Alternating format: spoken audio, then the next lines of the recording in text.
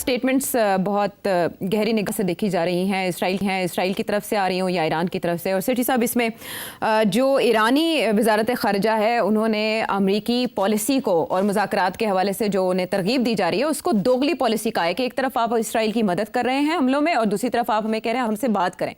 So future क्या है उन मुज़ाकरात का, जौहरी मुज़ाकरात का? क्या ईरान विड्रॉ कर जाएगा और इसराइल क्या फर्दर अटैक करेगा? क्योंकि ईरान कह रहा है कि एक बार फिर सख्त जवाब दिया जाएगा अगर इसराइल ने दोबारा एस्केलेशन की।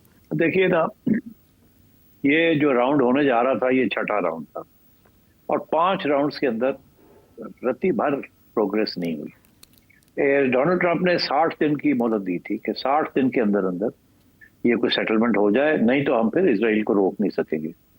और इंटरेस्टिंग बात यह है कि 61st डे को इसराइल ने अटैक कर दिया।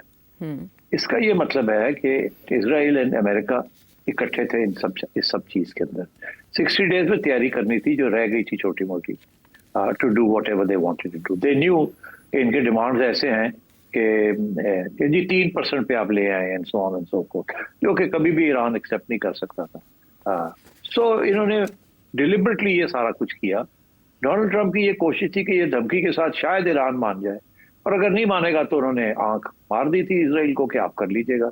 अभी जितने भी मैंने वेस्टर्न एनालिस्ट के तबसरे सुने हैं इंडिपेंडेंट लोगों के, सारे ये कह रहे हैं कि सिर्फ अमेरिका नहीं, फ्रांस भी फुली इन्वॉल्व था, तो इंफॉर्मेशन भी थी। और अभी आपने फ्रेंच प्रेसिडेंट के बयान तो सुन ही लिए, he is very pro Israel, और वो जिस किस्म की बातें कर रहे हैं, वेरी अग्रेसिव, कि हम ये भी हेल्प करेंगे और ये भी करेंगे और वो भी करेंगे and so on and so fourth. और यूके जो है वो ऑफिशियली तो साइलेंट है, मगर रशिया ने जो इल्जाम लगाया यूके के ऊपर कि जी आपके साइप्रस बेस से भी आपके जहाज उड़े हैं और आपने मिसाइल्स को डाउन किया, ईरानियन मिसाइल्स को एंड सो ऑन, जिसकी रिस्पॉन्स यूनाइटेड नेशंस में उनकी रिप्रेजेंटेटिव ने दिया है कि नो कॉल्ड इट नॉनसेंस, कि बिल्कुल रबिश है, नॉनसेंस है। मगर ये हो नहीं सकता कि MI5, MI6, SPU और मोसाद, इनके पुराने तल्लकात है, हर चीज में ताउन करते हैं इंक्लूडिंग विद CIA।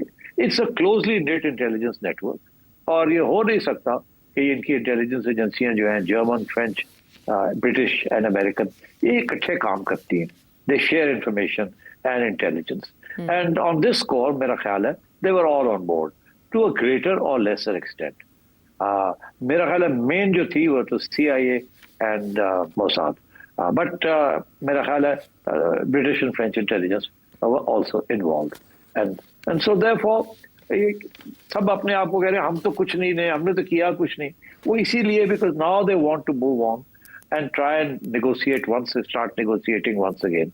और ईरान ने ये कह दिया कि we are not going to negotiate. मेरा ख्याल है चाइना और रशिया प्रेशर डालेंगे, अच्छा, यूनाइटेड नेशंस में भी और एल्सवेयर भी, ईरान के ऊपर भी और इसराइल के ऊपर भी और अमेरिका के ऊपर भी, कि ये वॉर को खत्म किया जाए और some negotiation should take place.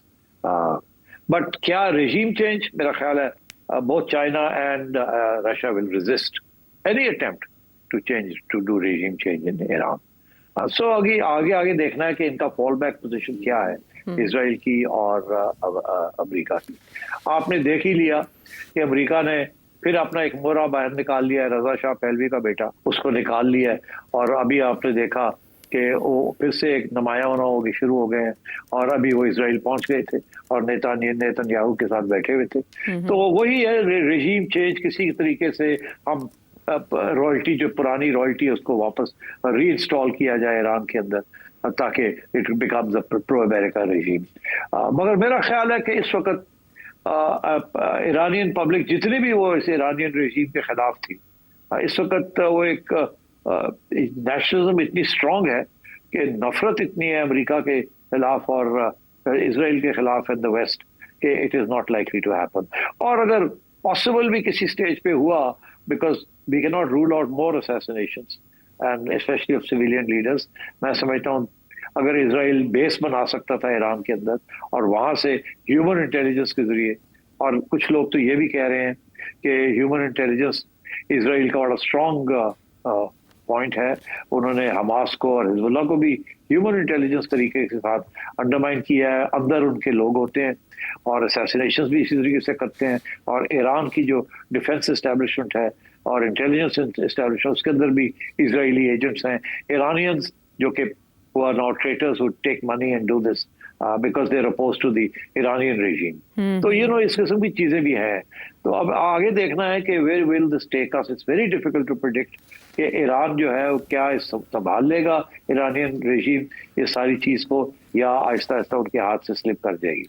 जहां तक ईरान का ताल्लुक है, to be able to launch more missiles, मैं समझता हूँ कि बड़ा लिमिटेड अटैक होगी, इससे ज्यादा नहीं होगी।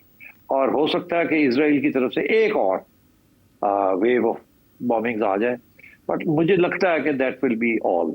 उसके बाद I think cease fire may be arranged. लेकिन ऐसे में दो बातें और भी हो रही हैं सेठी साहब। एक तो ये कि ईरानी रहबर आला को भी निशाना बनाया जा सकता है अगले फेज़ में, और ये कि ईरान न्यूक्लियर तजुर्बा भी कर सकता है दुनिया को एक मैसेज देने के लिए।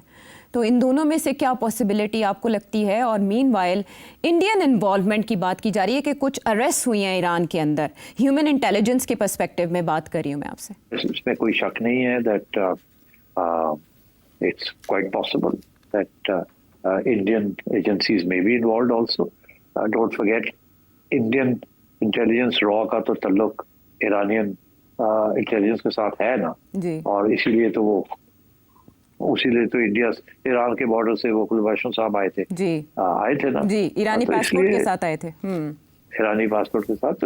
और ये चाबहार वाली सारा ड्रामा जो है तो रॉ वहां भी तो तल्लुकात है ना।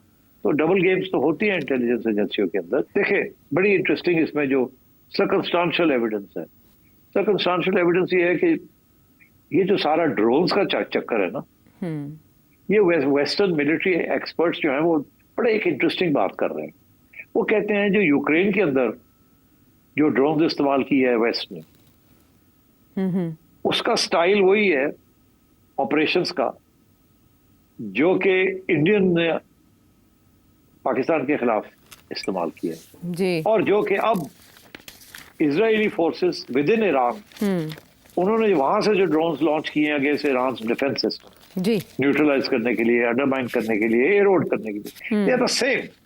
It's the same sort of attempt to jam and to create a blanket jamming effort ताकि आपके डिफेंसेस कामयाब ना हो। दिस इज व्हाई इंडिया ने पहले ड्रोन्स लॉन्च की थी अगेंस्ट पाकिस्तानी डिफेंसेस ताकि इंडिया के जब एयरक्राफ्ट आए तो they can get a safe passage. इसी तरीके के साथ ईरान के अंदर भी इन्होंने यही किया।